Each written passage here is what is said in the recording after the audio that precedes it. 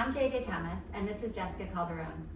Today we're going to give you some cervical assessment tools that will help expose regional interdependence in the body in your patients where your cervical active range of motion progress has been limited or plateaued.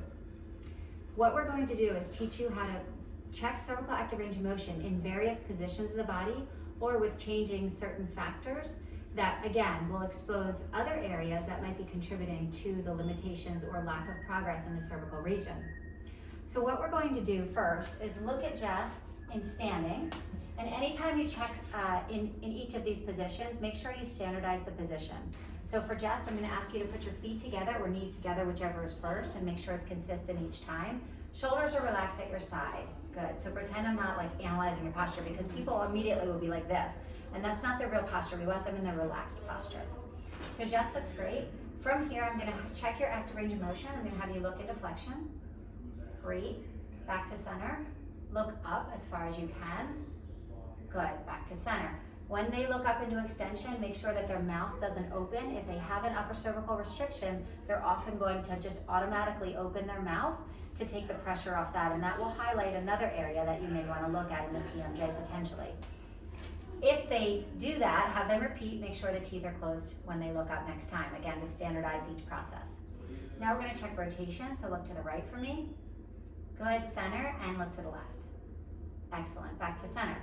Just a note, if I'm evaluating her, I'm going to be a head-on view so that I can really pick up those range of motion restrictions, especially in the rotation, or pick any side bend compensation up in the sagittal plane views. For Jess, her right rotation was a little limited, or at least more difficult to do than her left. So now I'm going to change some variables and see what happens. I'm going to take your right arm and place it across your chest like this. Essentially here, we're shortening the pec muscles and the anterior shoulder, potentially having an effect on the abdominal region as well, but essentially highlighting a potential exposed region in the right shoulder. Now, Jess, go ahead and look to the right. And that was way easier.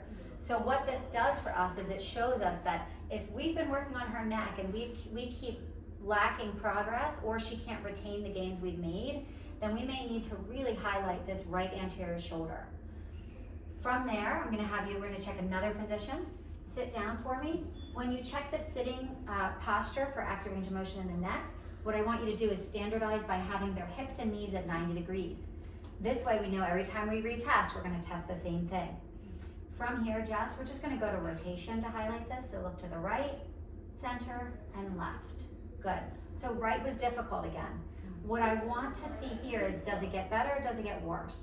If it gets better, then our theory is going to lie towards the anterior chain. What happens when we put her in sitting versus standing is that the anterior chain is now more shortened. We're shortening abdominals, we're shortening hip flexors, and we're having an effect on this pec as well.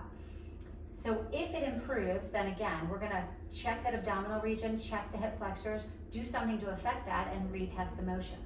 If it worsens in the sitting position, now my question is, what did I change that made that have higher load to make it worsen?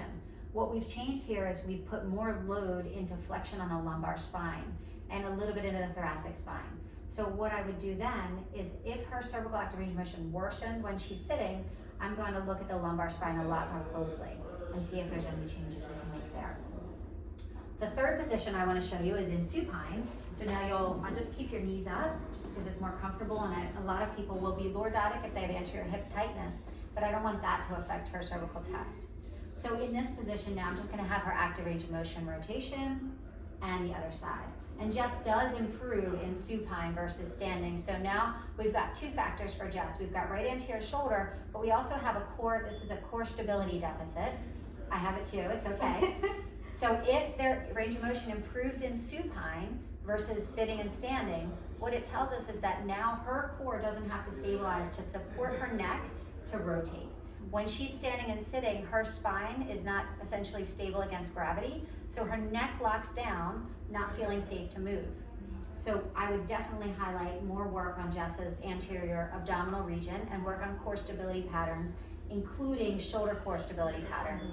Not just because of what showed up with this test, but in general, oftentimes core stability patterns have a shoulder component.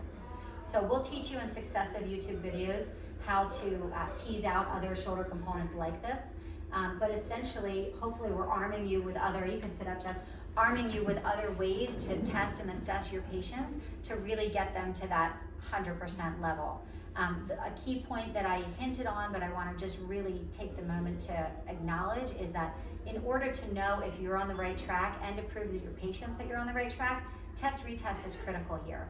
So for Jess, treatment application wise, I would do some manual work to her anterior shoulder, whether it's dry needling, Graston, instrument assisted soft tissue mobilization, regular massage, whatever other tools you have to affect those anterior structures, stretching, and then retest, and not even touch her neck yet. So do that first on the next visit in, then retest their neck. When their neck range of motion improves, you see it improve, they feel it improve, and all you've done is work on their shoulder. Now they understand that you're giving them what they need, and you have good information to proceed to your next appointment. And then lastly, I'll say for Jess in particular, since she had that core stability deficit that showed up, same thing.